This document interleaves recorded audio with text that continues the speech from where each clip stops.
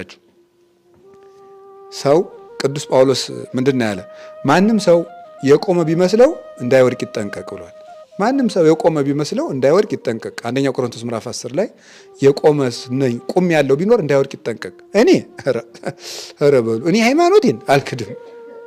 ይክዳል ነው የምላችሁ። ሰው ይክዳል። እኔ ኧረ ድንግል ማርያም እኔ እወዳታለሁ፣ ቅዱሳን እኔ እወዳቸዋለሁ፣ እኔ እግዚአብሔርን እወዳለሁ፣ እኔ አልክድም አይባልም። ይካዳል እግዚአብሔር ካልጠበቀ። ሰሎሞን እኮ እግዚአብሔርን ሰምቶት ያውቃል። ታውቃላችሁ? በገባኦን ተራራ ላይ ሂዶ እግዚአብሔር ሆይ ጥበብን ስጠኝ ብሎ ሲጸልይለት እኮ ሲጸልይ እኮ እግዚአብሔር ምን ብሎታል?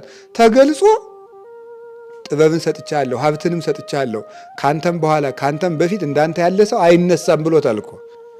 አያችሁ፣ እግዚአብሔርን በድምፁ የሰማ ገና በ12 ዓመቱ ከልጅነቱ ጀምሮ እግዚአብሔርን ቃል በቃል የሰማ ሰሎሞን ነው ለጣዖት የሰገደው ማለት ለጣዖት ያጠነ።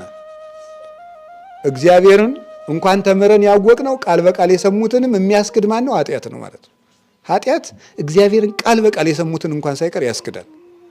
ተማሪነት ብትሉት፣ መምህርነት ብትሉት፣ ቅድስና ብትሉት፣ ራእያ ያለው ድንግል ማርያም ተገልጻልኝ ታውቃለች ብትሉ ብንል በፍጹም የአቅማችን እየተፍጨረጨርን እግዚአብሔር ሆይ ማረን እያልን ከምሕረቱ ደጅ ካልተጠጋን ያዳቆነ ሰይጣን ሳያቀስ አይቀርም ነው የሚባለው። በኃጢአት ያስጀመረ ሰይጣን በክደት ያስፈጽማል። ዲያብሎስ እንደዚህ ነው የሚያደርገው። የኃጢአት አስከፊነቱ እሱ ነው።